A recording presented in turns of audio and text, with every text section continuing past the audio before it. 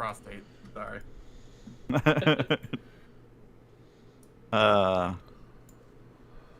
Speaking of prostate, Jeff, go. Welcome to Ranting. That's his next cancer, by the way. Oh my God god. damn. Oh, I didn't like that one at all. That one hit a little too close to home, Todd. Oh, It's been such a rough day for Jeff too.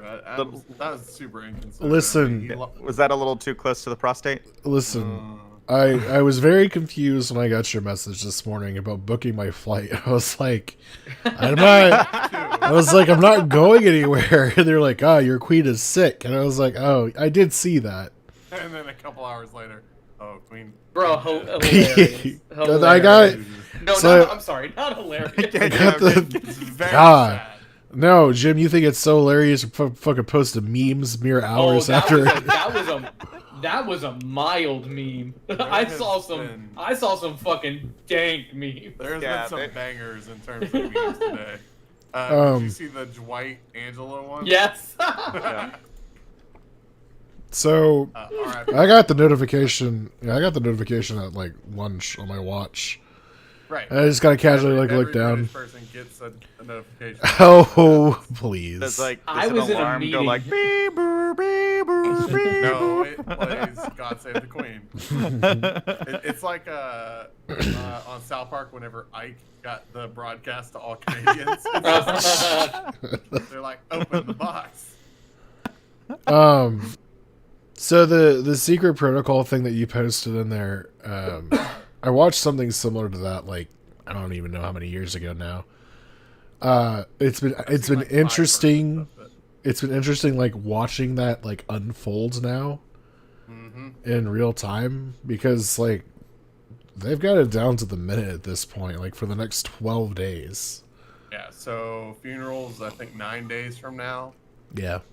I don't think Charles is officially king yet. I think it's Tomorrow at like 11, he'll become. And for the first time ever, like a mistress is basically That's why queen she's. consort. That's why I was gonna say that's why she's queen consort, not queen. Yeah. Right. Oh, by the way, I don't think we've actually said the words. Queen Elizabeth II passed away. Yes. Today. Yeah. Also, welcome to Rant On. It's interesting whenever you like hear about this because obviously she was 96 years old. It was. I thought she was older. So did I. I legit thought she was older. Well, Because for some reason in my brain I associated her with like World War One. Oh no, I didn't think that old. no, not quite that old. But like, I mean, so she was queen for 70 years. Yeah. right, and like the joke, unfortunately, it's like a bad joke at this point. But it's like she just lived out of spite to like make sure that Charles would not be king for very long. So he was the longest royal in waiting. Right. She was the longest monarch. She was coronated when she was like 20 25. or something. 25. By the way, on Reddit it has like pictures of her throughout the years. She's a babe. Hot. Yeah. Hot whenever she first got coronated. Obviously, as a red-blooded American, I didn't really have the same connection to her. My only real like memory of seeing the Queen do a lot was as a child when Princess Diana died, Oh yeah. which apparently was like the royal family was at its lowest like approval rating right after Diana died. Yeah. So because according to everything, the Queen was very like for the people all the time, but once Diana died, she's like, I'm gonna take care of my family, and that pissed off everybody. right. I was like, how's this happen? And then she made some speech which I watched today, and like I almost teared up just listening to it because she's like, I understand, talking about the country for a while, and then at one point she goes, as a grandmother. And then I also realized something today that I never realized. Diana wasn't her daughter; it was her daughter-in-law. Yeah. I don't know why that never pieced together. Right. Yeah. Charles is her son, and he married Diana. I always thought Diana was the daughter. No. And Charles was the husband. No.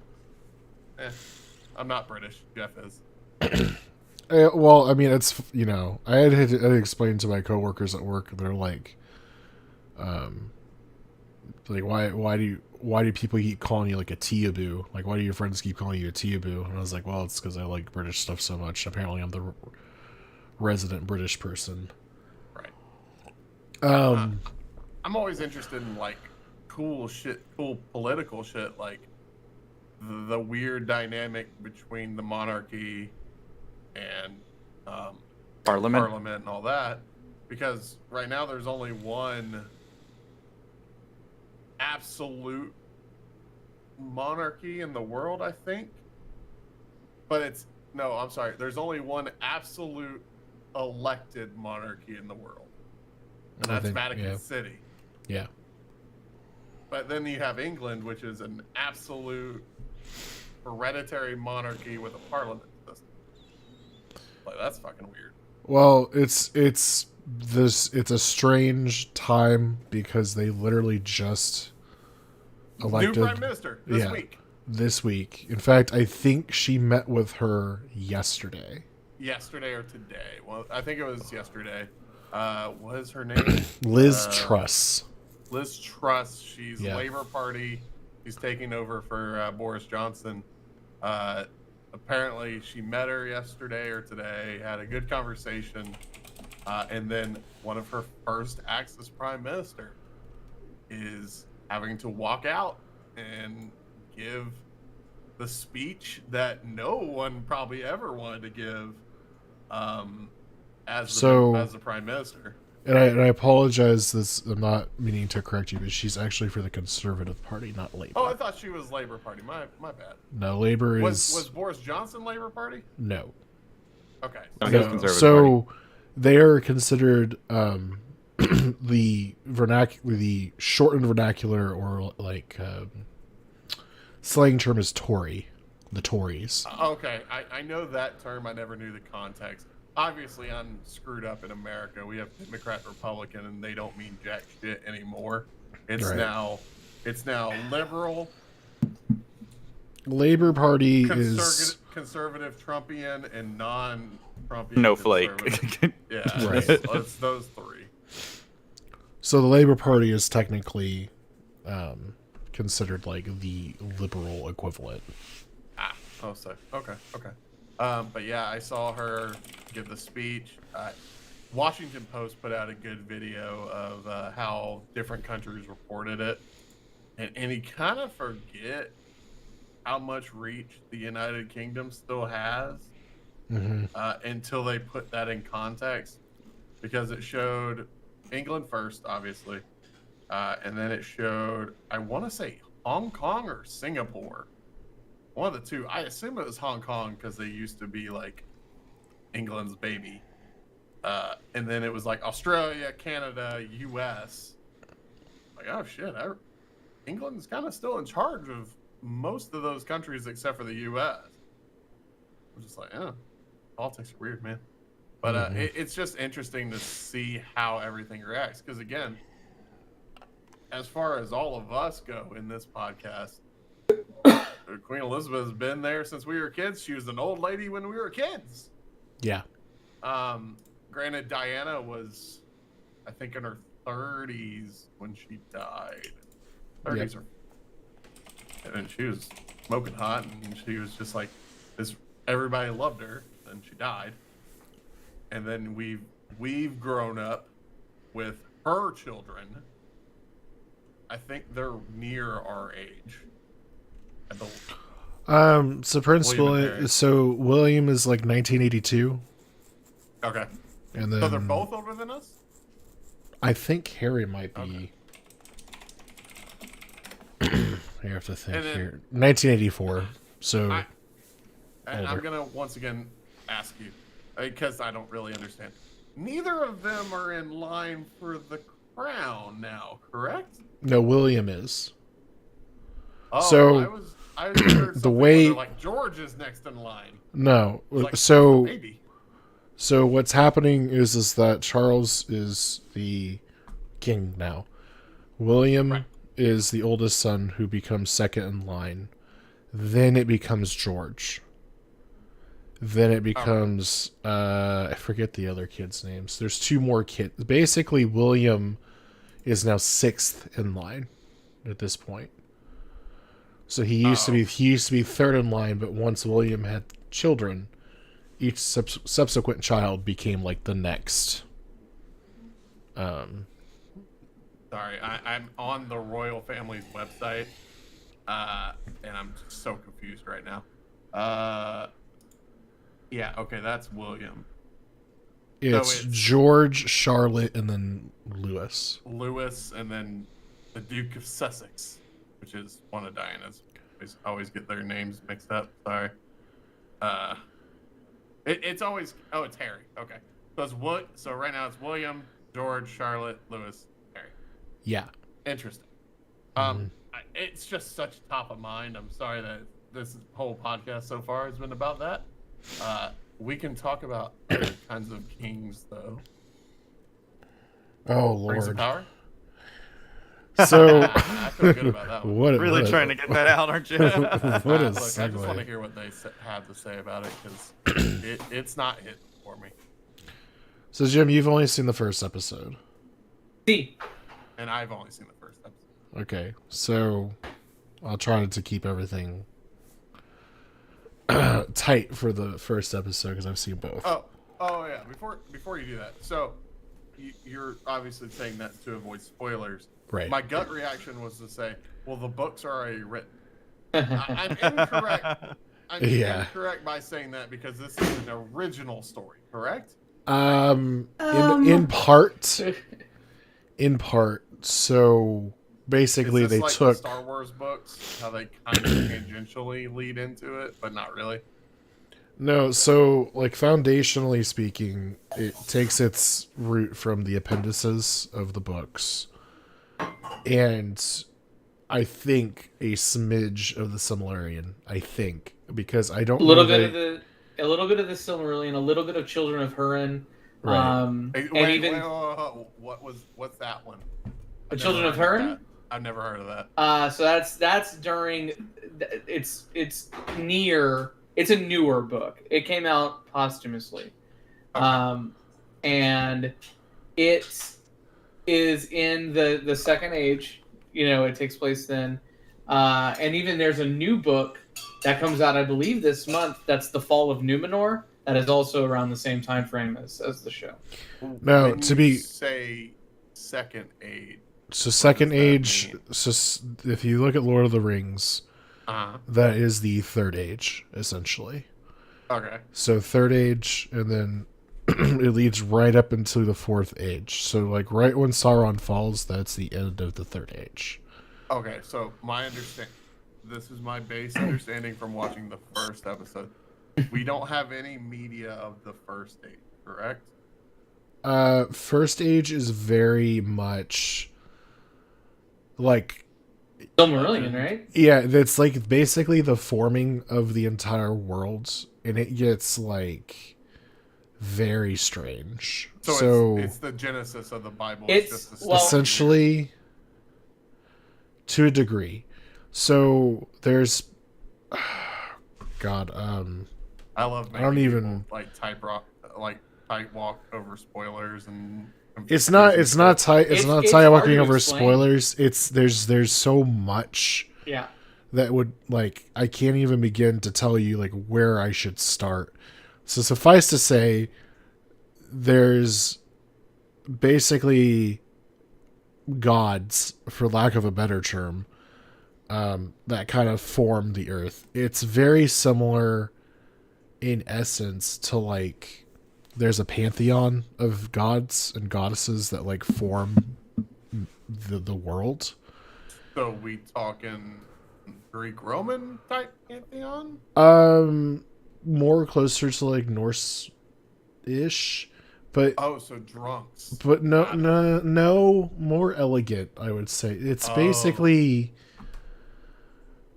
I'm not a scholar of the first age, and in fact, the Silmarillion to me was very difficult to read. It's reading like a religious text. Right. It's suffice to say, Rings of Power overall takes place in the Second Age. You get to see basically the predecessor to Sauron, who is Morgoth. Morgoth. Morgoth. Okay, I've heard that name so far. Oh, can I say one thing real quick? Sure. Yeah. It's starting to become apparent, but basically every single name, place, and battle are all now metal band names. Well, They're all taken at this point. I'm looking at this map on Wikipedia, and I'm 99% sure. Isn't Rohan the name of like some kind of kaiju? Rodan is what you're thinking Rodan. of. Okay, sorry, that's my bad. My friend's kid's name is Rohan. That's cool. Like named after. Yeah, 100% named after. Their second kid is named Elrond. Their name Elrond. is Token. Their second kid's name is Elrond. So basically, just this is a short, like very brief summary. Uh-huh. There's creation. Okay. The Valar is basically like the creation, like species, if that makes sense. They are the pantheon. You then have kind of a dissenter, Melkor, destroys 2 lamps, which then creates the continents of Aman and Middle Earth. And then the pantheon moves to Aman. So basically, if you think about it, if you look at the map of Middle Earth, there's Middle Earth, the main continent, and then Valinor and Aman are technically on the far left, like way the fuck over on the far left. Oh, yeah. This map is not helpful. I hate to What's- say It doesn't What's the really name? exist anymore. It's sunk into the ocean, right? That's Numenor. That's Numenor. Oh, Oh, I was that's about to Numenor. say, Yeah. Do we have fucking Atlantis here too? That is essentially what Numenor is. So God. in the Second Age, spoilers, Numenor exists as like a continent essentially, and Okay. eventually by the Third Age, it is gone. It's gone. Yeah. Okay. There's the 2 trees of Valinor, which they actually showed in the first episode. Mm-hmm. That Is is the one that was like bright and shiny, and then it yeah. went dark? So that basically the sun is and the moon, basically. yeah, it's the light of the world essentially. You have the awakening of the elves, and very briefly they touch upon Melkor, aka Morgoth, stealing the Silmarils. Oh. And the Silmarils are they're basically jewelry. It's basically the light of the 2 trees, like in jewelry form. There's 3 of them. So they're like really highly sought and rare. Okay. Then you get the Ungoliant, who is basically like a giant spider. Kills the 2 trees of Valinor. Which So they did not touch on in the show. Correct. Which was a little bit of a bummer. Correct. You then get to the first stage. Elves fight Morgoth. Right. And then Morgoth goes away. And so they very quickly, in the show, they quickly turn to Sauron. Who... Right. That was kind of confusing to me. That's not quite, like, accurate. Like, Sauron was there, and Sauron was the servant, but he definitely was not as powerful as he was later on. So basically, if you think about him right now, he's just like a very clever illusionist. Like he can disguise himself very well, and in fact, he's called Sauron the Deceiver because his anytime he appears, he does not appear as Sauron like you know him as. Got it. Okay. So I want to hold on one second. sure. Andrew, Hello. what is your level of knowledge or care or experience with Lord of the Rings? So, Lord of the Rings. I know the Fellowship of the Ring, Uh-huh. the Two Towers, Uh-huh. the Return of the King, and then I had Lord of the Rings Risk. Hell Oh, yeah. I still have that. so Uh, in comparison. Hmm? Oh, wait. Hobbit movies? So actually never watched the Hobbit movies. I was kind of like, I don't know if I really want to do that. However, while I was on that road trip to Michigan, I think we were in the hotel at St. Louis, and there was, I think it was the first Hobbit movie playing on one of those premium channels. Mhm. I just sat and watched, and I was like, okay, this actually is better than I thought it was. Okay. It's so like in terms of the movies, like the Hobbit films aren't atrocious. Yeah, I will no, I thought they say were atrocious. no. Like a lot of people compare them to Lord of the Rings on like I would say an unfair like just unfair comparisons. I mean, that's also what happened with Star Wars. Right. I Now would have said like it's been like unnecessary cash grab in my what I was thinking, you know? well, and it kind of is, right? Because if you look at like the fact that it's 3 movies for such a very small book, Yeah. there's a lot of kind of expansion that they did, which is canonically correct to a degree, because there's periods where Gandalf just like runs off to go do shit, and that's never explained what he does in The Hobbit.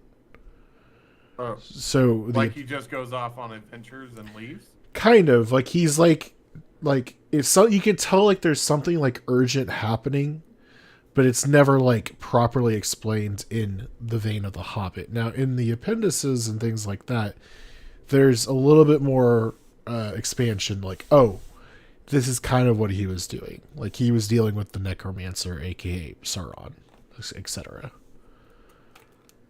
But they kind of took and were like, okay, well, we need to kind of, I don't want to say filler content, but that's kind of what it turned into. They added kind of like new story elements to the Hobbit story to like fill out everything overall. Oh, okay. That makes more sense now, because Gandalf seemed pretty useful and seems like he kind of cheat codes his way through a lot of stuff. He would have been very useful in a lot of these conflicts. Yeah. So but also, like, I shared a video with y'all a couple weeks ago in preparation. One of my favorite creators on YouTube, CGP Grey, is a Lord of the Rings nerd, and he made a couple videos about Lord of the Rings lore, and I still don't get it. Let me be clear. I do not understand. Somehow Gandalf is kind of an angel. Yeah. Kind of. And so is that evil lava rock monster. The Balrog, yeah. Balrog, that thing. They're kind of related? Like fools. So Gandalf is technically one of the Maiar, and that's M-A... Right, that's the word. Or, yeah. Yeah, M-A-I-A-R. Maiar. I may be mispronouncing that, so I apologize if that's the case. But basically, kind of servants of the Valar, if that helps. It kind of does. Yeah. They're basically supposed to be, so according to Tolkien, they're spirits whose being also began before the worlds, of the same order of the Valar, but of less degree. They also associated themselves with generally a particular part of the pantheon. Like, it's hard to go into like what that pantheon is. But essentially they're kind of helping shape the world. They're kind of like the servants of the Valar in certain degrees. Okay. Because eventually, like, the Valar just doesn't exist after a certain period. Like, they just kind of yeet out. They're done after a certain period in time. So, but like the Valar specifically sent 5 Fire to Middle Earth to help contest Sauron. So those were eventually known as the Istari or Wizards. Gandalf the Grey, Saruman, Radagast the Brown, which was in the Hobbit movies. He was the forest guy, right? Right, and then there's 2 blue wizards. Why are they blue? Who they're named after their sea blue robes. Okay. They are kind of just mentioned in passing. They never appear like in the narratives, like anywhere. They're not even like they're basically they're kind of out in the outer worlds, but you never learn anything else about them. We don't even know their names. Which one is Count Dooku? Saruman. He was the bad wizard, right? Yes. Mm-hmm. Started out good. He was the leader. He was basically the leader of the wizard councils. But eventually he became seduced by the power that Sauron has. So if he's Kinda not like necessarily how Sauron was with Morgoth. correct. Continuing this line of question, what did the colors mean? The colors. Gandalf the gray, Sauron the white. Oh, Isn't it like a Or class? Saruman the white. No, there's not necessarily a reasoning for like what the color. So like Saruman, for instance, was white. actually not necessarily. He was referred to Saruman of many colors. Oh. So Gandalf was gray. correct. Then he died. Correct. And then he came back as white. Yeah. Because Basically, white is right. he was taking his. He was taking the place of the like natural good wizard that Saruman used to be. It was like it's like to balance the scales essentially. I'm getting some George Lucas Force things in my brain now. Is that a coincidence? Well, keep in mind, like this was written well before. This is 30, right? The No, Hobbit was 39. Closer to 50s So for World Lord War of the II, Rings. Yeah, that general time. yeah. So So- Gonna say, Tolkien was George World War Lucas One. borrowing an idea. No way. Impossible. The Hobbit was first publicized in 1937. Okay. Yeah, so but like Lord of the Rings specifically, it took a long time for him to write. So we're talking like mid 40s, early 50s is when it was like first published. Huh. I'm just trying to learn because again, I told y'all as just our friendly conversations. I watched Lord of the Rings, Fellowship of the Ring, Two Towers. Never watched Return of the King. Which is arguably the best. Watched The Hobbit, and then watched Desolation of Smaug. You never watched Battle of the Five Armies? Never watched Battle of the Five Armies. That's okay. Desolation of Smaug is my favorite one out of all the movies. Like And then I played Shadow of War. so kind of going back to like just Rings of Power, because there's always going to be a comparison between this and the Jackson films, because Jackson, Right. for better or worse, he defines the visual interpretation of what Middle Earth would be. Right. To an extent, with Alan Lee, and I always forget the other. Oh, Wow. John Howe. John Howe is the other one. Jim, were there black people in the Peter Jackson movies? Yes. Yes. Oh, were they? That's a serious question. It was not bait. Because I heard controversy when Rings of Power was coming out that they were putting black people in it. The technically there's in the third movie specifically, there is basically I'm trying to think of mercenaries. who were from like the southern kingdoms, so like way, like just deep, right? Happened to be black. Because they were mercenaries, they were hired to be part of like Oh no. Sauron's army, essentially. Oh no. So like, yeah, it's the right. It's like it's not a good look, essentially. Mechanically correct though. So Okay. the big controversy in this one is that there is a black elf. He's cool. He is pretty cool. So That fucking ass, yeah. taking kind of a step back before we get to him, I want to say the production quality in the show is amazing. The music is incredible. The music is incredible. I really enjoyed the music is very critical for me in general. So they got Howard Shore, who did the original score for Lord of the Rings and The Hobbit. He did the theme song, which you do not hear until episode 2. Because there's actually like an opening like title sequence in episode 2.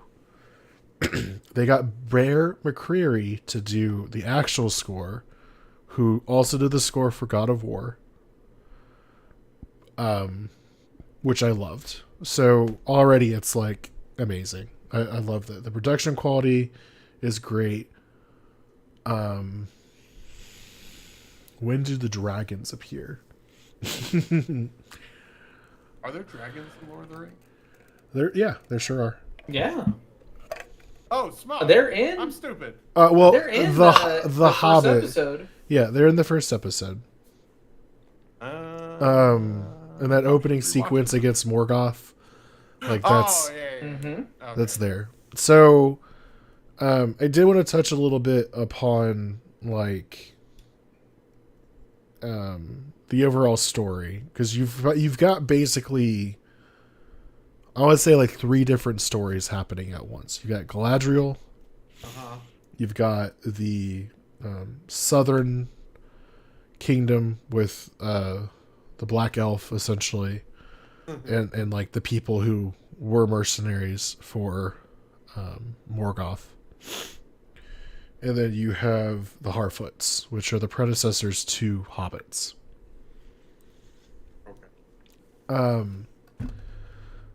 It's okay.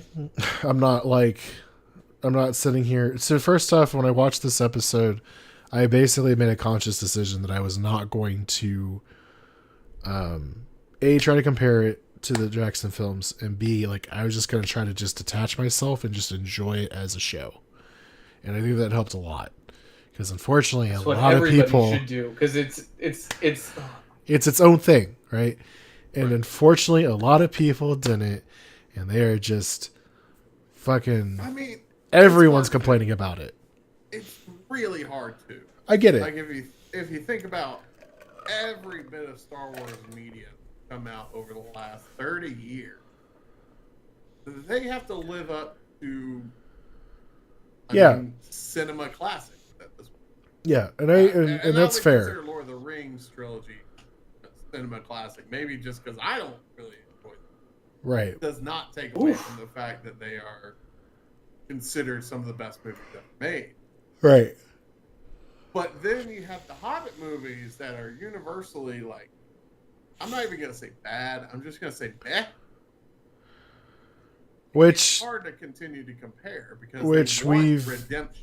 We've talked about that kind of in passing. You know, Peter Jackson. The fact that those 3 movies exist is a testament to him as a filmmaker being able to take like what he's been given and churn something out. Right. But I will say, like, the production quality, music, visuals, the weapons, the armor, everything was so gorgeous, and it just looked beautiful, and the visual language is there. The guy who, one of the concept artists I was talking about, John Howe, worked on this as well. So there's a lot of they are able to take a lot of the visual language that Lord of the Rings had and kind of insert it into this, so it's kind of cohesive. I don't know. I enjoyed the overall story so far. I thought the Harfoots were pretty cool. I think I need to rewatch it, to be honest. And that's Like fine. my ADD like does not prevent me from just sitting down and watching. There's a lot happening. There's a lot happening. And I think that's what hurt me, because like I didn't really understand that there were 3 different stories going on. Right. And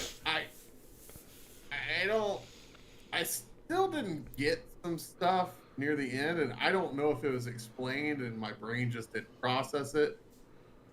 Elves are immortal, correct? They are immortal in the sense that they live forever, but they are not like you can be killed. They can be killed, but don't they come back to that other place across the water? Not necessarily. Oh, okay. No. So, and Jim, you might correct me if I'm wrong here. So Valinor is where Galadriel was originally from. Like that's where she lived. That's their home. Correct. So, and I think they're called the Undying Lands at this point. Right. If I'm not mistaken. So they moved to Middle Earth to chase down the bad guy, right? Correct. So if you think of it this way, they go back to Valinor kind of like Valhalla. But if you pass away, you're done. Like you don't go anywhere, essentially. So if they're killed in battle, they're dead. Yeah, that's why it's such like a big deal that Galadriel's like brother dies. Okay. And I don't know. I assume they probably talked about that before the rings for eternal. I just thought they lived a long time, not eternal. I didn't really understand the story at first. My now understanding is this girl got a grudge that she just can't get out of her brain. Yeah. She goes on a mission, gets fucking mutinied like a fucking pirate. Yeah. But then to cover it all up, they're like, "You're going back home." Yeah, that's all I remember. Because basically at this point in the story, they're in a time of peace, and that is where they want to stay. They don't want to fucking think, "Oh, the enemy is still out there," blah blah blah. They just want to move on and just kind of ignore it, because at this I hate to do this comparison, but is it similar to like the Starks always being like, "Winter's coming," and everybody else is like, "Shut the fuck up! We're trying to enjoy our lives." Pretty much. That's not an unfair comparison. So that's basically what's happened. Though is like, hey, we're at peace. Let's just rebuild. Like we need to just move on. We dealt with the enemy. The enemy is gone. And Galadriel is just like, that's not accurate.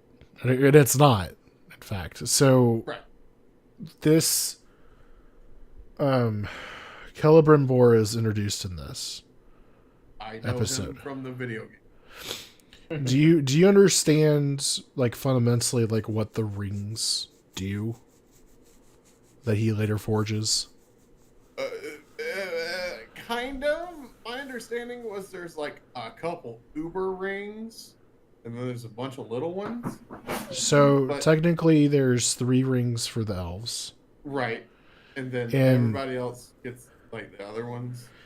So those 3 rings allow the elves to basically shape their worlds. Basically, they get to, if you think about it this way, they get to like activate cheat mode and kind of like build grand things and structures. They get to use the gazillions cheat in The Sims. Is that what? Kind of like they get to like basically rebuild Valinor to a certain degree within Middle Earth. Okay. When you remove those rings and all the power that's associated with it, all of that just goes away. Like it just disappears. So if you think about like all the power that was created with that, it's now gone. Which is why it's such a large deal that Sauron eventually seizes control of a bunch of these. Because remember, these rings also went to the dwarves. Right. They also went to The men. human. Right. And so they kind of are using the same thing. They're using this power to create things and build things. But in doing so, Sauron, when he creates that one ring, it's allowing him to take kind of control of everything that they've built and subjugate all of the people under that because they're basically tied to that power. Wow. I'm stupid. I just now... Sorry, I cut out there. I kind of now just understand the one ring to rule them all. Yeah. To be fair, misunderstanding was because he had that one Omega ring. He was like sapping like energy or something from the races. He kind of is, but if you think about like an enchantment on the other rings, right? Right. They're basically bound through Sauron because he helped forge all of those rings. Right. So he poured a little bit of his power into each of those rings. And because of saying horror correct. Kind of. No. It's everything. It's all the nerd franchises together. Well, Horcrux is different though, because that's like your soul, and that Basically allows you to, yeah. Okay, that makes more sense. So, yeah, which ring did Frodo find? The ultra powerful one. He has the one ring, which is drawn the way it was built. Always draws back to Sauron, correct? Yes, but it can only also ever be used by Sauron. Like, there's no way for anyone besides Sauron to actually like use its full potential. Right. So that's why the abilities built into it are all made to get advantage to the person wearing it to bring it back to Sauron. Correct? Yeah, it's a sentient thing essentially. Like it has a mind, and its one drive is to trick you and to always get back to its master. And that's what happened to what's his face? Gollum. Mm-hmm. Okay, so that makes more sense. So Celebrimbor is in Rings of Power. Yep. He has not forged them yet. No. Is my understanding. No, you're starting to see in the first episode like the very beginnings of why he's there. Okay. I heard his name mentioned. I was like, oh, I recognize this name from Middle-earth Shadow of Mordor. Yeah. Which is a fantastic game. If you've never played it, you should. Because I believe you kind of play as him partially. You're basically taking his spirit and it's merged with the player of Talion.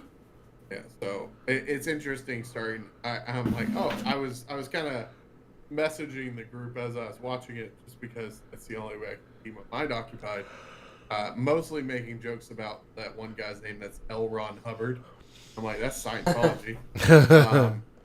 And then, but then I heard a name I recognized. I was like, well, that's okay. There we go. That's my only string that I've found so far, to my recollection.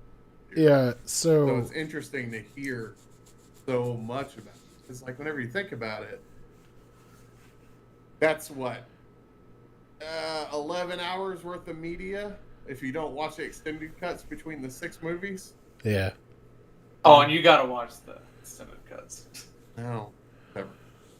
I mean, the extended cuts are actually just it's hard for me to I cannot tell you the difference between the theatrical cut and the extended cut now because I only ever watched the extended cut.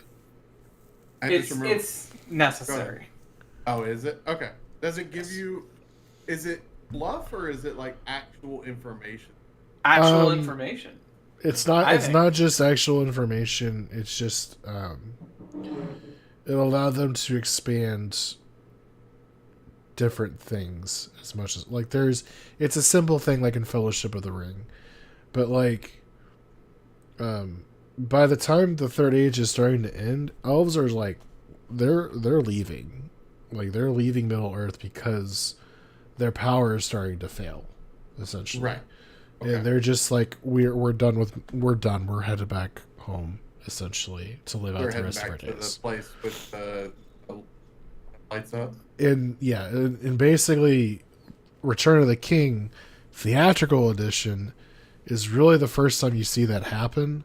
In Fellowship of the Ring extended edition, they have just a small scene where it's Frodo and Sam. They're leaving the Shire for the first time, and they just happen to see just elves just walking through the forest, just leaving.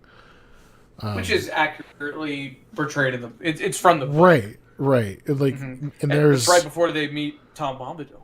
Exactly, but there's also like a small scene where they get to see the trolls from The Hobbit, like frozen, which I don't recall if that was in the book or not. Yeah, it's in the book. Yeah. But they basically just were able to take those smaller moments from the book that aren't necessarily like, lore shattering, but it just basically expands. But it helped. Yeah, it does. It makes you more invested. From my perspective, it's like reading the book from it. I'm sorry, you were cutting out there a little bit. My perspective, it's like reading the manga compared to an anime. Yeah. Andrew, how you doing, buddy? So there's trees and elves and trees walk. I got it. Dragons. Right? Dragons. Now, at what point does like Sam and Frodo just start sucking each other off? The end of the third movie. End of the third movie. Which you haven't seen. That's the Bricks Kevin and Frodo. Smith cut. Yeah. Which you just haven't seen, Todd. He says, Like a "Oh, what a monster. wonderful tea party." No, he says, "Bless my little hobbit feet, Mr. Frodo. I never knew you were this good." Oh. Oh. Oh. Can I start my rant? Oh, by all means. We're gonna right. flip that switch. Rant is off. Alright. Rant is on. Okay. So Air horn. all these people that are all salty about there being a black elf, about there being a black hobbit, and and look, racists have always gravitated towards Tolkien's work. They just always have. Right. Yeah. It's so ingrained, and it's because, and it's a bad look for sure, but they're so surface level with their racism. It's insane. But because darker skinned people were considered like outsiders, and they were considered less than. They were orcs. They were bad people or bad entities in some instances. But that wasn't taken into consideration when Tolkien was writing these books. It wasn't a race thing. It was literally like a light versus dark thing. And has that perception changed? Of course it has. The Hobbit was written in 1937. It was a very different time. But that's what they've held on to, and they're sticking with it. And their big complaints are always like, well, the book doesn't do this. The book doesn't say this. In the book, there isn't that. So where were you then when Fellowship of the Ring came out and Frodo was a older teenager while doing the journey? When in the book, he was literally 55, I think? 55 He years was old. closer to 60, yeah. Yeah. What? Remember when Gandalf goes there for Bilbo's 11th birthday? Yeah. In the movie, from then to when Frodo leaves is like a day, right? Yeah. In the book, it's 30 years. Yep. What? It's 30 years. So Why aren't they freaking out about that? So Gandalf shows up, they hang out for 30 years, and then start their quest? no. So Gandalf kind of comes and goes during that 30 years. Okay. I think he shows up that. like every 11 years or so. Right. And yeah, and then that's when they go on their way. They're all Frodo, Sam, Merry, Pippin. They're all in their 50s when they're making this journey. Right. Where is your complaint then? Why aren't you freaking out on message boards complaining about that? Yeah, because basically there's an entire, like, the 30-year period is basically Frodo just, like, living his life as the master just living his normal ass life. of Bag End. Gandalf occasionally comes in, checks in to see how he's doing. Yep. Now, it's important to note, the ring itself leads to longevity, like longer life. Yes. While you're still the owner of that ring. So his appearance is not that of 50 years old, essentially. He still looks very young for his age. He looks like he's in his 30s, yeah. Right. So, but there's like a whole thing. I mean, there's an entire thing in the movie where they completely overlook is like the journey from them like leaving the Shire takes like weeks. Yeah. Yeah. Like, they leave, they go to the old forest and like... Yeah, Fellowship of the Ring, half the book is them just getting out of the Shire. Yeah. You know, it's just, it's like, why pick this? Why pick that as your argument? Oh, black people, cool, man. Like, who really gives a shit? And it's, racists give a shit. And so you can't make your argument, oh, I'm not racist, but... No, bro. Yeah. There's no but. There's no but. There's no but. It's the same people that say, oh, James Bond can't be a black guy because in the book it was this. Right. Who gives a shit? I think it's just Why does that matter so much? It's open to modern interpretation. I mean, it is what That's it the is. thing. Do people adamantly and vehemently steam out of their nostrils about the movie The Wiz and how it's not accurate to the book of The Wizard of Oz? And why is it that? What? There's always going to be complaints. Like,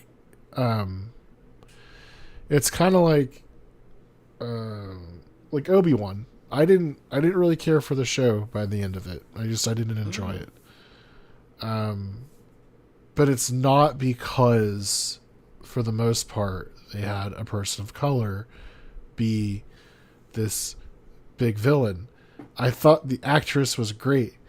The writing was terrible. It made her very one note, and that's why she would just seem to be. And if that's your complaint, then I respect and I admire that's your complaint about the show, because I have my complaints about the show too. I am afraid that they're going to introduce way too many characters way too quickly, and they're going to rush everything. I already feel that though. And so do I, and I hope I'm wrong. I hope I'm wrong. Give me 2 of the 3 stories, I'd be okay. So the second episode, just very briefly, no spoilers at all. It does introduce kind of a 4th story thread, but it's very related to one of the other threads. Okay. So it's kind of like a companion piece. That being said, it just keeps going with those 3 stories. Like, you pick up where it's led. So the end of the first episode has a meteor that goes across the sky. Mm-hmm. Right. Everyone pretty much says that's Gandalf. Here's where the overall problem. It's not Superman? That's not Superman in the field? We're not in Kansas? Here's the overall problem with the story and how they're doing it right now. They are obviously, nothing's going to be 100% faithful to the original overall story structure. Ever is. And that's completely fine. There are some important things to note by this. Galadriel at this point is already married in the appendices. By the time she moves to Middle Earth, she's already married to someone else. In fact, she already has a kid. Big kin? No. Celeborn, I think is his name, not Celebrimbor. That's confusing. I know. Well, this is where it gets even more confusing. Dude, Tolkien was not great at names. So they actually have a kid by this point who eventually marries Elrond. Hubbard. So yeah, No. big chin. So yeah, essentially Galadriel is that dude's Ew. mother-in-law. Ew. Another That's thing. not grooming. That's the royal family in a nutshell, man. That's Ashoka Tensei. Well, they're not related. You realize that Elrond and like Galadriel, they're not related. They're just friends. Oh, So- okay. So if you have a child and I groom her into sleeping with me, that's still pretty wrong. I Well- agreed, but that's how it was done back then, dude. That I don't disagree. We're changing things. I don't disagree with you, but like No, I definitely don't disagree with you. Either. I think like the elf like lifespan thing is like they live for so long that like young and old and like, you know, oh, that person's too young for you type thing, it doesn't quite like matter to them as much. Pedophiles are gonna start saying I'm 500 years old, and she's 150. Oh, that's sick. oh, you sick fucker. Right. Can I say something else? Yeah. Yeah. Okay. So the other thing that I hear, besides the race thing, like, oh, they're trying to feminazi Galadriel. She's too butch. She's too like. She just is like going into battle, and the way people were freaking out of the way she was sitting on the cover of the Empire magazine came out, and they're just like she's a powerful, beautiful queen, blah blah blah blah blah. Like, okay, so you're complaining about that? Okay, fine. So, are you mad that they completely got wrong how Finrod is killed? Right. Where's the outrage to that? Sorry, is that her brother? Yeah. Yes. Okay. That's not how he dies. Again, I don't give a shit because that's just the way they're telling the story. But again, where is your outrage there? They're just cherry picking what they can be outraged about. And it's like, and these are the same people who freak out about cancel culture, and it drives me insane. Are you talking about the Empire magazine where she's kind of like crouched sitting? Yeah, she's got. her legs They're spread? like she's sitting not ladylike. She's sitting like a dude. Yeah. I got it. Okay, I was curious. Which I just want to point out just real briefly. I don't mean to interrupt. The girl that plays her does a really good job. Yes, of playing she does. Galadriel. I've never seen her before in my life, but she's really cool. I don't recognize anybody, and I'm happy about that. I recognize some people. The dude who plays Elrond was young Ned Stark in Game of Thrones. Oh, so he's my favorite character so far. But then this is the best callback I've got. The guy who plays Gilgalad, the high elf dude that runs everything, was Abraham Lincoln in Abraham Lincoln versus Vampires. Oh, Vampire. Yes. Yeah. Yeah. Wow. Yeah. I've only ever read that book. I've never seen the movie. Mega hit to another. Right. Like, I haven't seen him since that movie, but he just popped up in this, and I was like, damn, look at you coming all like, yeah. But besides that, I agree. Like that's I think a great thing. They cast a bunch of relatively unknown people, right. and that's the way. I like it. That also helps people like bond with the characters. Yes. Yeah. And I'm not like, oh, that's, I don't know, that's Brad Pitt. You know, I'm just trying to think of something that like. Aside from Sean Bean and maybe what's his face that played Tyrion Lannister, there weren't really any stars in Game of Thrones, right? There were Lena Headey had been in a few things, obviously, but Lena Headey was in a lot of stuff. right. But like I the didn't know who the first fuck she was. right. The first season is for sure comprised of a bunch of people that are not typical, like They were British big in English royalty. theater. Yeah, they're Gotcha. definitely like on a smaller scale. But And as I did was they saying, blow up also- after? Oh, of Yeah. course they did. Well, to be fair, also now that I think about it, similar to Harry Potter, a majority of the cast were children. When Yes. it started. Which Yes, yeah, but for like starting with Harry Potter 1, they had a bunch of like big name British people. I Like mean, oh my god, I just blanked on his name. Nate. Alan Rickman. yeah, Sorry. Alan Rickman. And obviously, McGonagall was a very famous actor. Don't remember her name either. God, Maggie Smith. Maggie Smith. Maggie Smith, but then like you also had Fiona Shaw, John Hurt. I don't know who either of those are though. That's Don't know. why- You know who John Hurt is. You'll like if you look him up, you'll know who he is. Is it J-O-H-N? Yeah. He died recently, right? Did Last year, no, 2017. 2017. So That's right. he was an alien. I never watched it. Oh man. That's where Of we're Alien. gonna start running into problems. For Vendetta? Alien, Did you watch What? V for Vendetta? That's a Natalie Portman movie, right? Uh-huh. Yeah. Okay, yeah, I think I did. So he was like the main villain in that. I don't remember the villain. I don't remember the story of the movie at all. I just know those masks became really popular. He was in Spaceballs? Probably. I forgot about that. Is this Romeo Juliet as in Leonardo DiCaprio one? Nope, it's not. No, he was in a No, bunch of very older stuff. This is 1990, so I was kind of... Yeah, see, he Pretty was good like guess. he was like 60s, 80s, and then 90s to a certain degree. He was in the Tigger movie. Uh-huh. Oh, okay. Oh, he's Ollivander.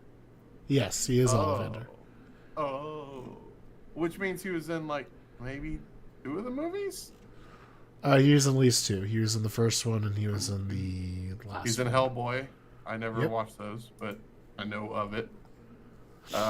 He was in some movie called Indiana Jones and the Crystal Skull. Never heard of it. The best one. Oh, fuck you. I honestly... Oh! Alright, I found the movie that I recognize him from. He's the guy in fucking Snowpiercer. There you go. Oh, he is in Snowpiercer. Yeah. He's the hobo dude. We finally got there. Oh, by the way, Harry Potter, or not Harry Potter sequel, Willy Wonka sequel. Near Snowpiercer. Okay. I will always. I love that movie. I've never seen the show, but I love that movie. I heard the show was actually good. I think Alyssa watched it. I think she liked it. Listening to y'all two has made me want to rewatch the episode again. Well, so that's what I'm going to tell you. If you like, feel free to watch the first one. I felt like the first one was very much, and this is always going to be the case. It's just a vomit of exposition, right? Yeah. Yep. It's just like, yep, we're setting the set pieces up. Here's this character. Here's that character. I feel Those like hurt. Those episodes like hurt They do. my brain. the second episode, I feel like, does a lot better because now you've already got the characters established. Now you're just following them down the path. Gotcha. Jim, I'm going to tell you right now, I think you're going to like the horror vibes of the second episode. Excuse Oh me. yeah, dude. If you fucking give me horror Tolkien, that's it. I'm So done. the orcs become legitimately scary. I'm literally wearing a T-shirt that says Orc Storm and has a bunch of orcs on it. Oh, sorry. Football's back. Excited. would you recommend, Jim and Jeff, would y'all recommend this show to somebody that's not even a Lord of the Rings fan? Hello. Yeah. Okay. Yeah. I don't see why not. If you liked Game of Thrones, if you like fantasy in any capacity, I'd say check it out. Will you become like, me, like us, and like know all this stuff about Tolkien and have the collection of the books? Probably not, but get a good Friday show out of it. I think it's also confusing. It's gonna be bingeable at some point. Oh, can I tell you the thing I hate the most about the show so far, though? Oh no. This is a fucking. Are you ready for the hot take? Oh great. I hate more than anything in the world Elrond's hair. It's truly awful. And here's the thing. My favorite part of that first episode, and this is definitely not spoiling because I'm not going to talk about what they talk about, but that scene where it's just Elrond and Galadriel and they're talking, that, and because I love dialogue, that scene was the best scene on the first episode, in my opinion. Just because I thought it was really powerful, where she's like, I've seen some things, and he's like, I've seen some things too, like, but his hair is stupid as fuck.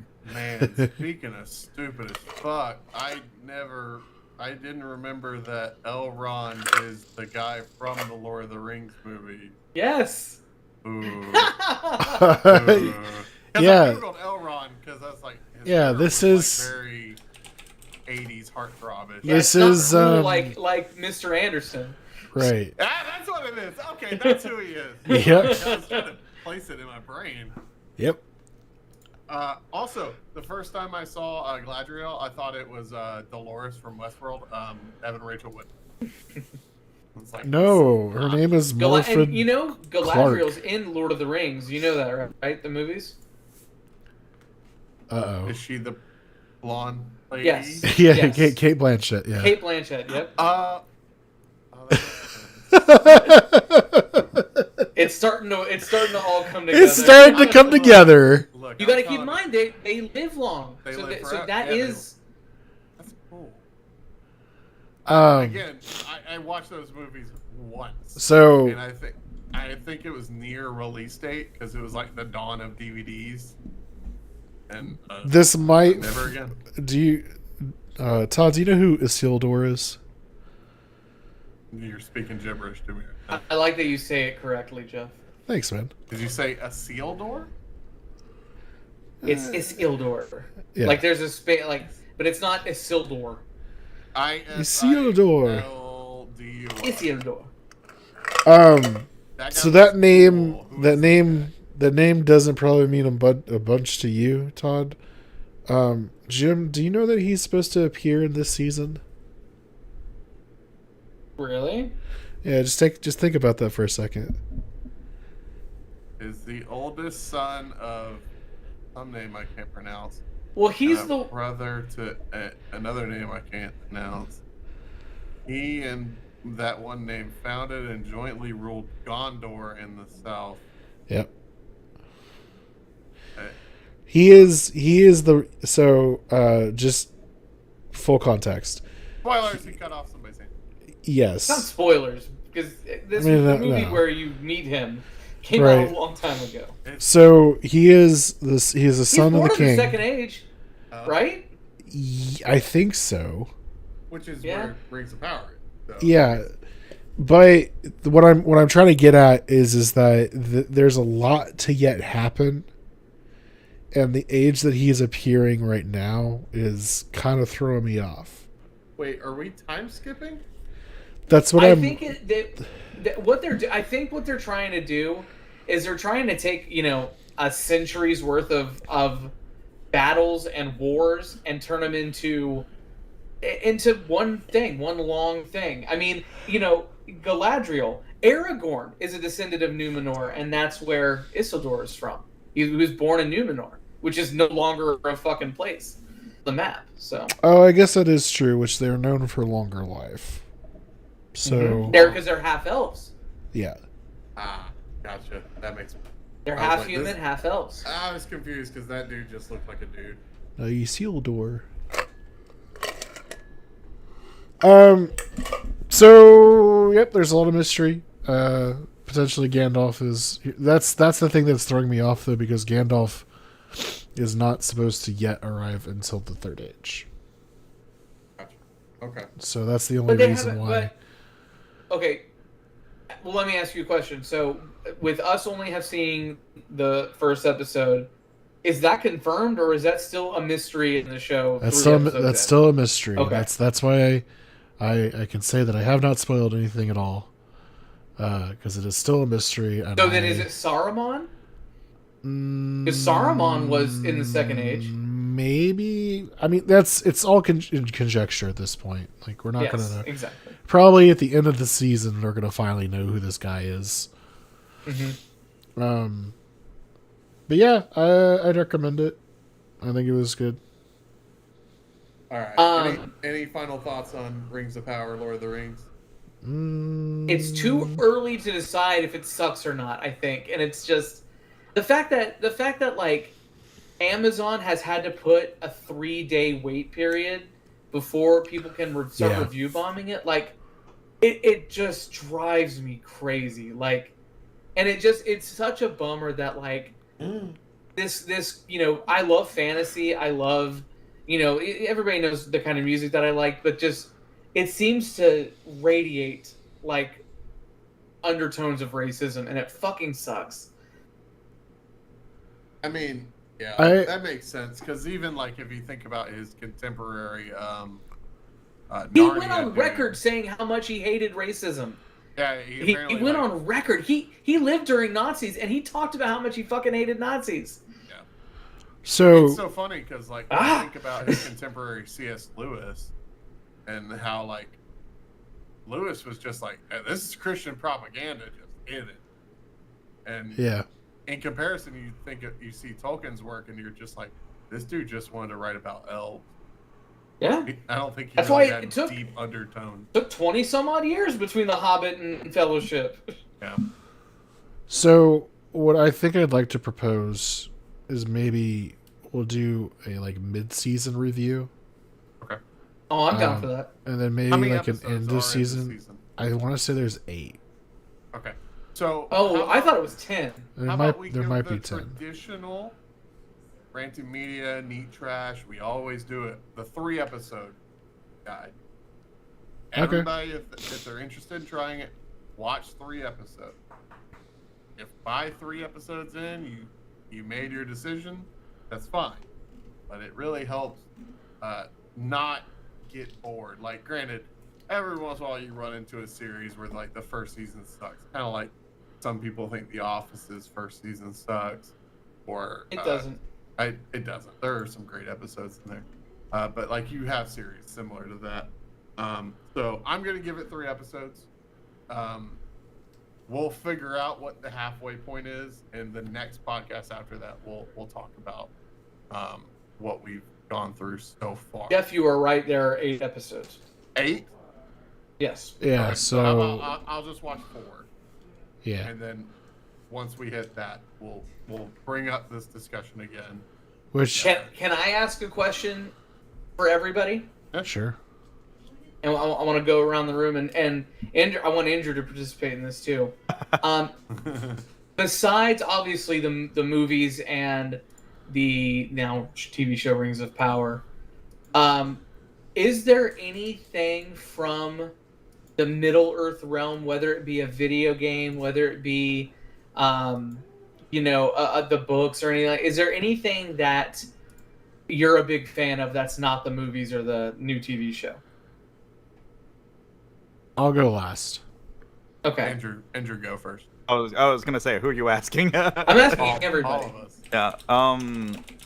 I actually did really enjoy the Lord of the Rings risk. It's actually really fun. It's so good. Kind of play. The first thing that comes to mind is that like the original Xbox Lord of the Rings game. Oh, Good. Good choice. War of the North? No, that's Fellowship of the Ring, right?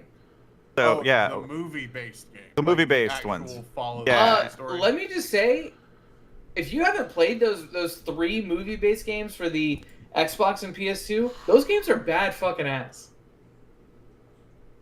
They really are. That They're one and really like good. when you do the fight in was it Helm's Deep? Yeah. right? That's Two Towers. Yeah, it's the Two Towers one. That's but, the best one. I agree with you. Yeah. I assume you're talking about the one that came out in 2002.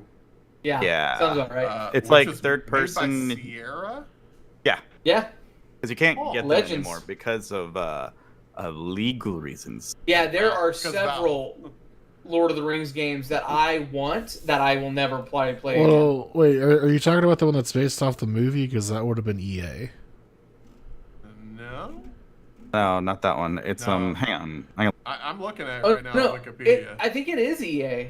Is it? Yeah, if I it's think based, it is EA. if it's based off the movie, like if it had like the voice actors or the actors It from did. the movie, Okay, hold Yes. on. then Hold that's on. EA. This is weird. Hold on. You're There okay. is a game called The Official Game, Yes. and then wait, there isn't one for Fellowship of the Ring. Fellowship No. of the Ring was not EA. The other two were. I thought Fellowship was. According to this, it was Sierra. Oh, they must have entered. Here, I'll send you a Wikipedia link if you want to confirm. Oh, okay. I you ever- know for a fact you're right that EA did majority of them because I remember that was the I think I old, remember EA Games Challenge Everything intro. because Oh, yeah. I think, Everything. if So I'm not mistaken, they also did. I could be wrong. Yes. Okay. This makes much more sense. So they did the Hobbit game, right. and then they also had the rights to the Fellowship. EA finally got the rights. By the time Two Towers came out.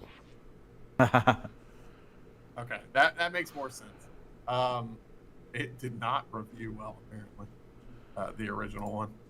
I knew of War of the North was the super popular. I think it was like a real-time RTS. I think. It was like a gauntlet style top-down thing, if I recall.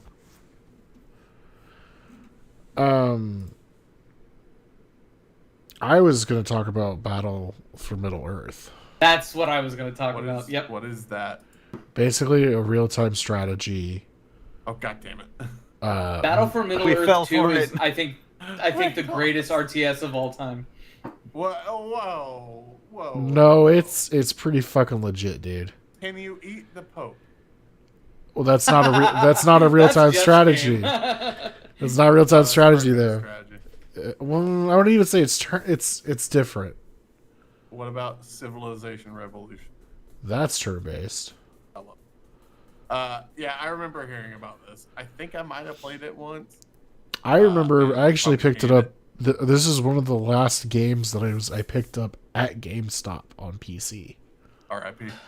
because it was like $10. And you can't buy those games. No, You would think they'd be on like GOG. it's or they're not. It's because EA lost the license to Lord of the Rings games, and because of Is that, it they can 'cause- no longer publish them. Is it because Amazon bought them? No, it's Or just Amazon like owns the rights now? it just naturally. It's basically like the Harry Potter games for like all of them. Which were also EA. I Yes, think. all ever since Sorcerer's Stones, it was EA. Oh, They basically just the movies came out, and then eventually they're like, okay, this is all the movies, and we're not going to renew the license because like the movies are out. Like any sales that they would have generated after the fact would have been nominal at best. right. Okay. So that's the reason why. Jim, what's your favorite piece of media? Not the movies. So I love Battle for Middle Earth, specifically 2, but I also really liked 1. Two Towers, Andrew mentioned, is fucking fantastic. I remember like beating it and like feeling ultra accomplished. And I don't really know why, but I definitely remember that. But there are several musical acts that are 100% centered around Tolkien. There's a black metal band called Grimdor. Very good stuff. There is, of course, the band Blind Guardian, which aren't necessarily all Lord of the Rings anymore, but they have an album called Nightfall in Middle Earth, which is one of the greatest concept albums of all time, and it's all about, and it came out before Peter Jackson made Lord of the Rings and everything like that. Bo Hansen made a prog kind of experimental prog album in the 70s based on Lord of the Rings. That is very interesting. I'm not going to say it's for everybody. But my favorite is there's a band from Germany called Summoning. They are a two-man. That's a cool name. They are a two-man black metal band. They have never once played live, and all of their albums are centered around Lord of the Rings or Tolkien. And I also really like the band Cirith Ungol. Those are all amazing. All Lord of the Rings, or all Tolkien based. Interesting. I've already said it a couple times. Middle Earth: Shadow of Mordor is probably my favorite piece of media. I need to play those games. Oh man! And they're available to play. They are on Steam. Shadow I of have Mordor the is first great. one. I didn't really Shadow care. of Mordor had problems. Yeah. Well, I think it had a janky launch. And it had also one of those a lot shitty. Of pay to win. Yes, but when the definitive or game of the year edition or whatever came out, they got rid of that, and it's all like there. So, for that game, it had the Nemesis system in it, which is the coolest thing ever. And it was supposed to have appeared in a ton of other games, but never did. Made me really sad. Because apparently at one point there was rumors that WB was going to put the Nemesis system in a Batman. And like if you lost to one of the Joker's minions, he would get promoted. And I was like, that's fucking cool. Of course, then we got whatever the hell Gotham Knights. That kind of ruined that. But yeah. Was that the one that came out on the Wii? Nope, that's the one that came out just now. Oh, okay. Yeah. I don't remember the one that came out for the Wii, but I know what you're talking about. If it wasn't done by who? Batman. Rocksteady. If it wasn't done by them, it counts. But yeah, Warner Brothers, Monolith, Middle Earth: Shadow of Mordor. Play it. I don't think it's canon. I don't think. Jeff might be able to tell me different. It's an original story. It merges a lot of elements, like Celebrimbor, obviously, for instance, being there. Right. It merges a lot of elements that wouldn't be there otherwise. But it definitely is, like, Talion never existed before. Oh, okay. Yeah. It's like those two Lord of Star Wars games. Path or The Star Killer. Yeah. Oh, Jedi Force Unleashed. Yeah. In the Wikipedia page for this game, it says the game has a standalone plot. Early in development, the team consulted Peter Jackson, director of the movies, who advised against the film tie-in. It happens. So that's actually the other interesting thing about this. Right before the show came out, it was revealed that they had tried to work with Peter Jackson. Amazon tried to work with Yeah, Peter they Jackson? tried, but what happened when Peter Jackson's like, look, send me the script. Like, I can't make a decision until you send me scripts to work on it. Like, he was just like, I'm not going to do anything until that point.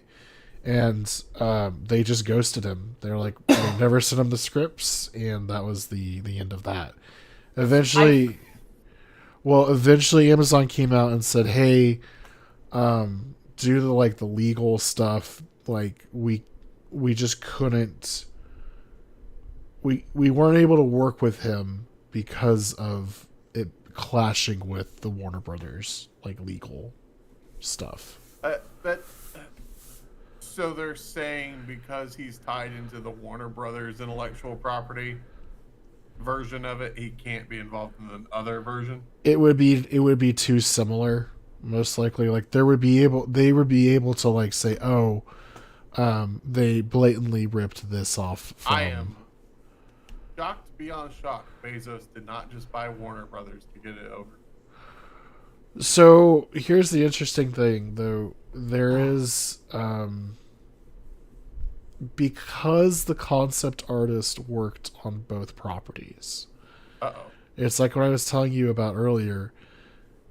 There's a lot of similarities between this and like if you were to look at it like side by side, I could be like, okay, that's Lord of the Rings for both. Like Right. like especially the Elven cities, very similar in terms of architecture because it's the same concept artist. Right. Can I jump in a little bit when you're done? Sure. Just very briefly though, there is a creature that was in the trailer, and I'm not going to reveal which creature it is. Okay. That is identical to the creature in one of the movies. Oh. So that doesn't hold water for me. That whole like, oh, we can't use Peter Jackson because blah blah blah. Oh, I think they just were like, okay, we don't want you. Or what I think, and this is what I was going to lead with, they have the Tolkien Society's blessing. While Christopher Tolkien, who has been kind of the head of the Tolkien Society, did recently step down, and a lot of people thought, oh, it's because of the deal with Amazon. It's because of this and that. There's no evidence that say that. He's old too. So Simon Tolkien, who's another director at the Tolkien Society, has been working with them as a consultant and has said that he's really enjoyed the process, the respect going into it. So, well, Christopher's dead. First off, that's he passed away in 2020. That's right. So Simon, I think, if we're being honest, Simon is very much like whatever. He's kind of just like Is that? Okay. that's kind of like that's the best way that I can put it. Like he's there, he respects like he definitely does not hold the same like reverence. Oh my goodness, no. So Chris Tolkien, just to give you a reference, Christopher Tolkien, who was J.R.R. Tolkien's son, was born in 1924. Holy shit, he's as old as a queen. Yeah. He was born in 1924. J.R.R. Tolkien was born in 1892. That's freaky. Yeah. Oh man, that's interesting. Jeff, did you say your favorite piece of media? I did. Okay, in fact, sorry. I'm actually I might be downloading it right now. Oh, I wanted to quickly. Jeff, what's up? send me that when you're done. Oh, buddy, I found a whole. So there's a treasure trove. There is an HD mod. Oh, I do know that there is an HD mod, but I don't know where to find the original. Oh, I got it. It's a Thank you. version 1.06 ISO, baby. And because I own the original CDs somewhere. I know where they are. They're at my parents' house. I know exactly where they are. Illegal, but you know. I mean, it is a copy of a copy. Yeah, whatever. I wanted to pivot to something else. I know the Queen and Lord of the Rings has taken up majority of our time. But again, it's something that Andrew. Oh, you were going to talk about Apple. Andrew could care less about. Yeah, that's what I was about to bring up. Dynamic Islands. Andrew, actually, was there anything that you wanted to talk about tonight? No. How organized is your computer right now? I've got stuff going on. Don't worry. I mean, I'm looking. You're not bored, right? I'm trying to find like Beatmania boards right now. Oh, Dude, they're Lord. cheap. I'm telling you, they're not expensive. No. The DJ Hero isn't expensive. God damn it. Okay, Beat Mania though, different story. Beat Mania had a better controller, yes. You know what's Yes. really, really sad? Huh. I threw away 2 DJ Hero things Aw. less than a year ago, Oh. and I didn't even think about it. Bummer. That's all right. Ugh. Also, I love that game. I still listen to the soundtracks regularly. I don't like DJ Hero because I think I don't like the music, Really? but I love Beat Mania and I love the music from that. I think What? for electronic music, and this is 100% my taste in music. Right. I think for electronic music, I just like things that are really, really fast. And Yes. DJ Hero Was wasn't. very slow. Didn't Yes. have the Beat Mania speed. Yeah. It was, and if you notice, majority of their songs in DJ Hero had a very specific BPM. It did not because waver. it's like, oh, Americans are dumb Right. and they're slow. And they used the same Queen song like 6 times. And it made me really hate Another One Bites the Dust. Like, I hated that song for a while. Somebody because of that. posted a meme that said the Queen is dead, and somebody goes, the whole band. I did want to bring up Apple a little bit. Island Boys. Island Boys. Dynamic Island is maybe the stupidest fucking name I've ever fucking heard. I mean, the A name, hole in the yes. screen. The name, yes. The actual, like, software patch thing to get around the fact that they have a notch. Alright. Whatever. It's thinking outside the box. I'll give them that. Like Yeah. like I was watching the MKBHD video about it. And I was like expanding and doing all the crazy things and stuff. I was like, I get it. I dig it. It's not like, first off, just iPhone in general, right? Uh-huh. I looked at the iPhones earlier today, and to keep in mind, I still have my 11 Pro Max. We finally Still got happy. a new iPhone, by the way. I heard. Oh, did I'm you? so excited. Which one did she get? She went from an iPhone 8 Uh, to an iPhone 12 mini. Oh my god! What? what a difference. I'm not sure that was even a downgrade. I think that was just kind of a side grade. Yeah. She's not she couldn't care less, man. I know. So I looked at it just because I was curious. I was like, man, because eventually, like, I know I'll have to upgrade. I don't have any issues with my phone now. Yeah. But I was like, man, is there truly a difference between? I could not, for the life of you, tell the difference between the 12, 13, or the 14. I'm just staring at it. And I was like, expensive. Did you know that the iPhone 12 and 13 base model are exactly the same price? Yes. Why? Hence why, because we tried to go to T-Mobile and they were like, we have 11s and we have 13s. We have no 12s. Because 12s aren't for sale that much What? anymore. Yeah, exactly. Why would they be when the 13 is the exact same price? And they use the 11 as before we had the S. Again. Well, it's kind of like the 8 at this point. It's Right. basically like the 8 was the kind of entry level base model for a while. The 8 stuck around for way longer than it needed to because it had butt built, Correct. which my grandmother absolutely required. And I was like, do I Also, really still have to- surviving out of spite. It's really annoying. Like, they could have taken her instead of the queen. I really wouldn't have cared. Like, Jesus, man. Real quick, I mentioned the Fall of Numenor, and Other Tales from the Second Age of Middle Earth. That's the new book. Right. It comes out November 15th, not this month. I thought it was this month. Oh, okay. That's still close. And it is obviously it is Tolkien material, just kind of edited and expanded upon by Brian Sibley, Okay. who is a member of the Tolkien Society. Interesting. Huh.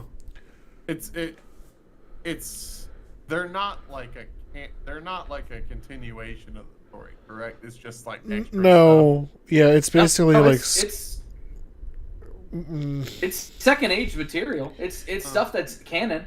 Oh, it's basically like I have- scholars putting things together. Yeah, in it's a- like Unfinished Tales. right. Unfinished Tales is great, but it's just small stories that he basically came up with the ideas of, and then just never really went anywhere. And then Christopher and some other members of the Tolkien Society kind of just got everything back into it, and tied it all together. oh, that makes sense. There is a hardcover Lord of the Rings special edition that is coming out October 4th. That is $225, Woo! but it looks incredible. Every time a new version of it gets published, we always post it for Jeff, and he thinks about it for way too long. Wait, what are you talking about? Remember every different version of all the movies together? Oh, We used to just keep posting them in Slack, like, here you go. And Yeah. it was too expensive, and then you I- one that was too expensive. well, no, because I mean, like when it first, I still stand by the fact that I bought the 4K Lord of the Rings because it was great, and that was 2 years ago at this point. Yeah, it's been a while. I feel like it's been 2 years. I remember it. I remember when you did that.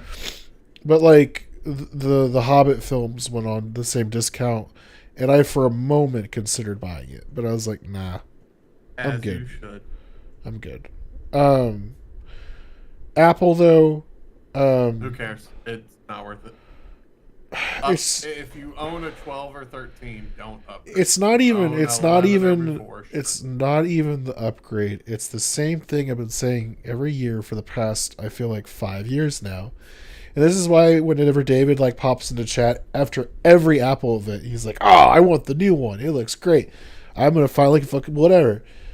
And he never does. He's still on. I feel like he's on the iPhone 10 still. No. Remember Morgan bought him one. Oh yeah, but what is that? The iPhone 11 at this point? Who knows? No. It was a 13. He's got a 13. He has a 13. Okay, well, good for him. He also had a busted iPhone. USB-C. Still not a thing. Not even. Oh, I can't believe that. Not even. I cannot believe that. On the fucking Apple what is the AirPod Pro 2 case? It's still Lightning. uh-huh. Fuck you, Apple. Every year I'm gonna say it Welcome to the club, until you get USB-C until you get your shit sorted out. Fuck you. I mean, to be fair, it is USB-C, just on one side. Oh, Kevin, no. Kevin's like, I'm looking at getting the Ultra Watch. No, Kevin. There's Also, isn't the benefit of the Ultra Watch it, exercise shit? You want me it's to tell you the benefit of the Ultra Watch? Yeah, 'cause It's to normal. say, hey, look, I got the Ultra Watch. Yeah, Kevin. I have a Series 4 as well. I have a Series. Series. I thought you had a Series 3. Oh, I probably do. I don't know. I haven't worn. That's it. the one Alyssa has. I have a Series 5. I had to legit look today. I had to go into the settings. I had to find the model number. I had to type in the model number into Google, and it'd be like, oh, this is a Series 5. And I look at the screen, I'm like, oh, they just released a Series 8. Let me see what the differences are. They added an extra sensor for temperature things. Oh yeah, so you can track your ovulation. Yeah, and I was kind of staring at it for a second. I was That like, seems helpful for you, right? is that it? Uh-huh. And then they're like, oh, we added a second generation optical sensor for the. I just checked out. I was like, no. So always on display is cool. That's been a. When did I feature- get always on display? I was about to say 2017? No, I had always on display on a S3 or. You got to something keep in like mind, that. I was brainwashed until 2017. We flipped. That's right. I was the Android Eh. diehard for a long time, and then I was like, My FaceTime first movies? Android, Yep. Sure. My first Android was Pixel 2 XL, and yeah, always on. So Pixel 2 XL was your first. he's saying that his is kind of messed up. So you're gonna upgrade to the most overkill watch in that lineup. It's How much is it? It's $800. That fucking That's watch a- better that's milk my his laptop. prostate. That watch is My laptop. $800 fucking. That's $200 more expensive than my laptop. And So mine can do porn. conversely, though, no, Kevin, it is. I'm sorry for. First off, you don't dive, as far as I know. He floats naturally. No, Hermé is the most overkill one. Whatever. Hermes. But like if you look at the Series 8 versus the Ultra, it's half the cost, and the feature set is not that much different. Like obviously the materials are different. I want to say the Ultra is titanium. Yeah, it's titanium. It has a 36-hour battery life, Ooh. and It's not it's even GPS? Oh, yes. it has dual frequency GPS, Todd. Does it have cellular? And then it's Do these not come with cellular? I think it does, but it's also a sapphire screen, if I'm not mistaken. And no, Kevin, it literally says on the screen Apple Watch Series 8 from $399.99, not $499, $399.99. The mental gymnastics that Apple people folks do Yeah. is my favorite. It's like mean- and I'm not trying to make this political. It's like watching like MAGA people like jump through hoops to defend people that are on his that side. Now, I love my Apple Watch whenever I wore it. But I've also like tried to stray to other brands to see if I could like live with it. I had a Fossil watch for a while, like one of the Fossil smartwatches. I really liked it. It just didn't do it for me in terms of connectivity because I was on iPhone. I have a Fossil watch. It's not a Yeah, smartwatch, but it's I'll say I will say, out of all the smartwatches I've ever owned, which is Apple Watch is the best. the Pebble, oh. the Moto 360, and I want to say Apple Watch was the next one after that. Even For you, a Series 3 on Android, which, remember, doesn't really work the same way as it does on an iPhone, Right. was still better than a Moto 360. The Apple Watch. I don't think any Android user would disagree that like the Apple Watch isn't a great Right. product. Pebble, We just though. are not in that ecosystem, I missed the Pebble. That was the best. And again, Google could fucking do it, but they're just They not. own Well, I mean, Pebble. we'll see. We'll see. They own Pebble. That's what I'm saying. I know. Wait, I might be wrong. No, they own Fitbit. Fitbit On purchased Pebble. Pebble. Yeah. And then Google purchased Fitbit, Yeah. Oh, Yes. so they own Pebble.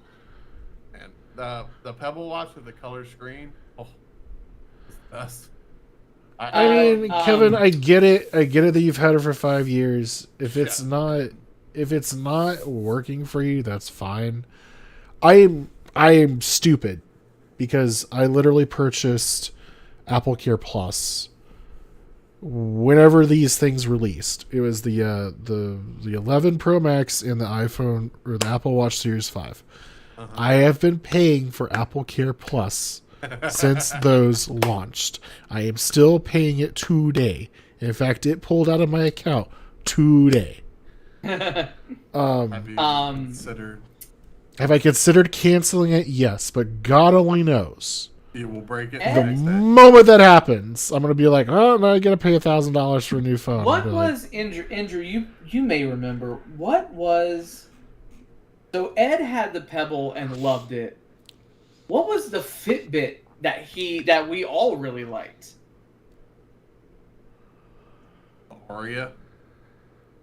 What was the Blaze? Yeah, that was the first like the Blaze, really and that popular thing one. was badass. Wow, this is actually a good deal. Apple Watch Nike Series 7 GPS plus cellular, 41 millimeter case were $379. Oh, really not bad at all. They still make the Blaze. Jim, do you want to They buy do? a Blaze? Yeah. Like new? Yeah. Oh, much is it? 41 millimeter is tiny. What? Oh, fucking. Oh yeah, goddamn. Jeff has fat fucking wrists, so he can't do anything. Yeah, There's but a- like real quick, the 45 millimeter is 409. Like that's still a good deal. There's a song I like. This is so out of left field. There's a song I like by Lil Wayne, called John, and it has Rick Ross on it, and it's a good song. And you said Nike watch, and it made me think of it. But for the longest time, there's a line where Rick Ross says, "Shoes on the coupe, bitch. I got a Nike shop." Like, Right. I thought he said, "Bitch, I got a Nike watch," and that shit makes me laugh every time I hear something about a Nike watch. I'm sorry, it's so specific to me, but Like I think at this point, like, cause I have the aluminum case on mine. Say it correctly. Aluminium. Thank you. respect Ooh. the queen. Boo, boo. They have a Series 5 on here with the stainless steel for $449. Obviously, that'd be stupid to try to upgrade to. A 5 whenever 8 just came out. Well, no, because I have a 5 right now. Oh, that's right. You already have. But I have the aluminium version. I'd still upgrade to the aluminium version. For I don't know. It's just like every year.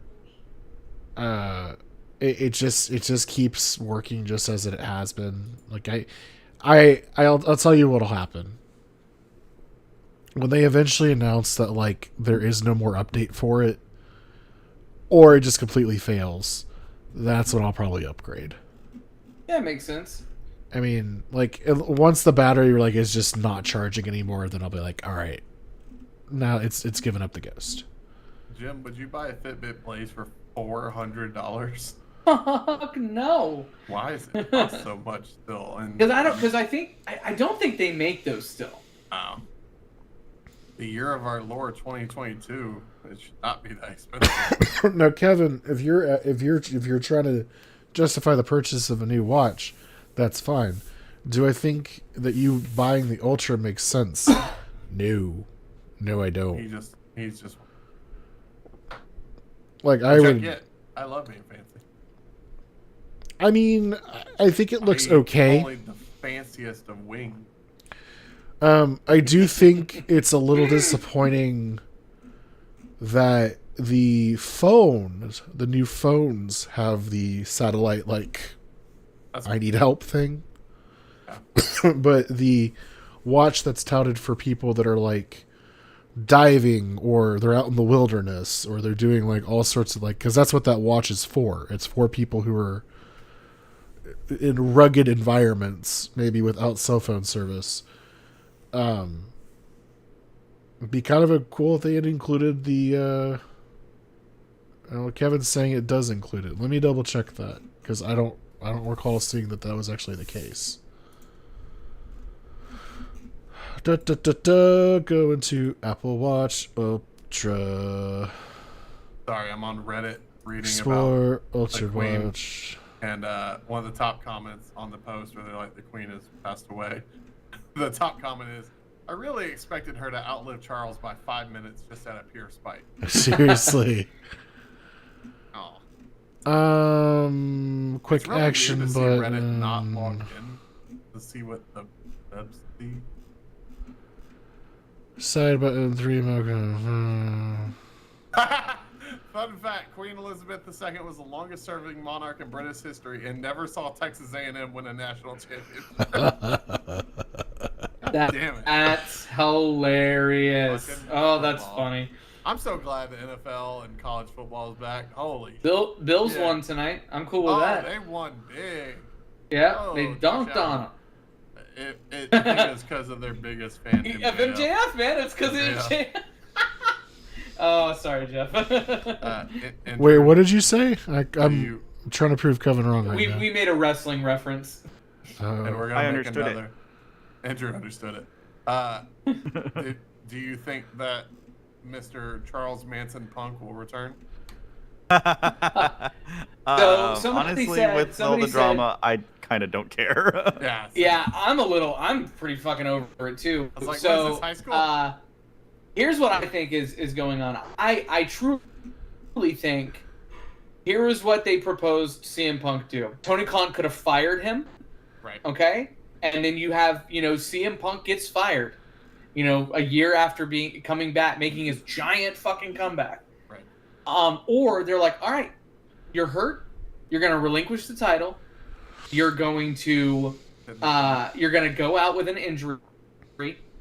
All right, and be suspended, quote unquote. You can announce your retirement. I don't think he was ever going to come back. Interesting take. I think he will never come back to AEW. Kevin Let's check Kevin out the did results. acknowledge the Ultra Yes, I saw that. does not have the satellite Which apparently features. you have to aim it correctly, but it guides you to do that, which is cool. Right on the phone, yes, but what I'm saying is No, on like the watch as well. no, it's not. It's not on the Oh, watch. sorry. Other way around. Sorry. Yeah, Okay. that's kind of what I was saying. Like, I think that's a missed feature. That if for a watch that's supposed to be like, oh, we're in the fucking middle of nowhere, and because people are like, well, it's got cell service. I was like, do you realize that you could still go in the middle of nowhere and not have cell service? Right. Like, that's still a thing that happens. I don't have cell service down the street. Like, Well, that's serious. I will Half tell the time I you. don't have cell service in my own apartment. I will tell you that it was probably one of the, I wouldn't say it's like the scariest moments of my life, but it was definitely like an intense period. We were we went to Smithville and we got like a cabin on like a ranch. And we decided, hey, we're just going to trek out onto a trail. And all of a sudden it just starts pouring down rain. And it's lightning, and we're in the middle of a field. And we're like, okay, well, surely this trail will, take us, like, it loops back around. Typically, trails will loop back around. And, I'm in the middle of this field, and I literally pull up Google Maps, try to find something, and it just shows X for cell service. Which is a bad sign. Because if you didn't download, like, you can download Google Maps Offline, yeah. offline if you did that in advance. But if you're in the middle of nowhere with no cell service, all of a sudden it's just like there's nothing there. So we're just like literally like, do we go forward or do we go back? And eventually we were like, we just have to go back. So we literally went all the way back the path that we came, soaked the entire time because I'm wearing jeans. And it was scary because like there's lightning flashing all around and you could get struck by lightning and blah blah blah, but like more importantly, we weren't sure if we're going to be able to find the trail all the way back to the cabin because it wasn't clearly marked. So that is why satellite stuff would be really cool to have. Yeah, I agree. As you were talking about that, I just thought about, I lived for 2 years of my life without even 3G cell service. By choice. Fucking Edge. Yeah, I had a G1 and I rooted it and put it on and unlocked it and put it on AT&T, which did not support T-Mobile's 3G. So I suffered for a while. That's how I got my nerd cred with Android. as far as I know, Kevin, the car crash detection is also on the Series 8. Yes. Fucking Apple Watches. Listen, it's the same event every year. There's nothing earth-shattering about it. I mean, Queen messed up Splatoon launch day. I fucking Did saw that game come that. out today? Splatoon 3. God, I saw that and I was just like, oh, how the Queen messed up the Splatoon 3 meta. I was like, fucking wow. I was so sorry. Queen's dying words. Splatoon 3. Splatoon love. Don't use the roller. That's But we're bad people. I've seen the memes that have been the most funny to me have been like all the ones of like women fighting, and it's just been like Diana once the Queen gets up there. oh my god.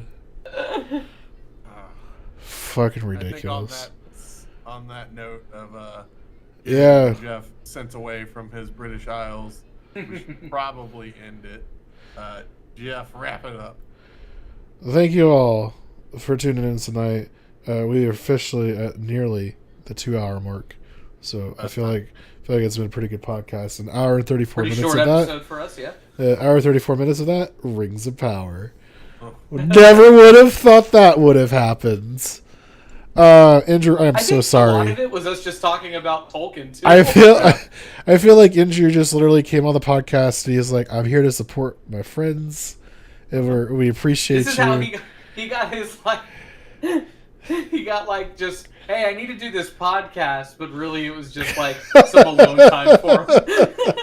Wait, don't stop. She listens, okay? Don't.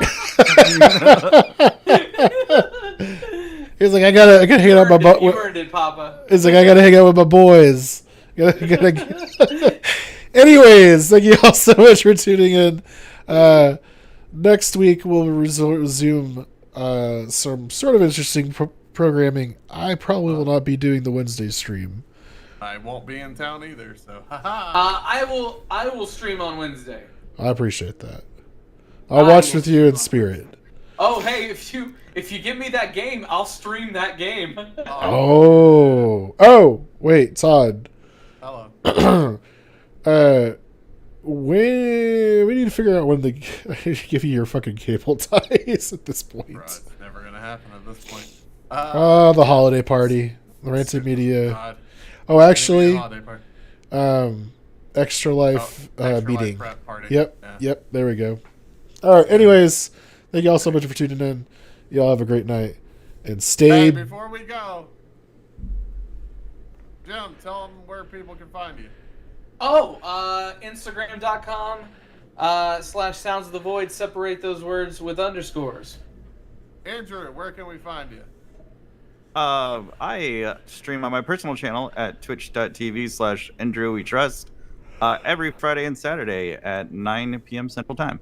Oh, dude, Hey. By the way, congrats. You're almost at 80 already. It's crazy. And then Ranting Media, we got We just hit past 100. 101. 84 years later. Yeah. To be fair, I think I made this channel in 2016. Hey. And then didn't use it for 3 years, and then. I mean, for a good, what I feel like 8 months, it felt like Andrew was making it happen. I mean, Andrew still carries it. The Monday Yeah, of streams course. are the most consistent thing we have. Uh, And, I'll be upset whenever he takes them away. I'd say channel. the Wednesday stream has a close second. It's pretty consistent. I make it pretty But it's much just every time. It's just sadness watching us fail. No, it's sad for you because we don't always do so hot in Apex. And we do it for a couple of warm-up matches, and then eventually we just get depressed. Though it's a depressive spiral. We do 8 warm-up matches, and then we are warmed up to lose more. We do Wednesday streams. Sometimes we do Thursday streams. I have done a Thursday stream every other week, just so y'all know.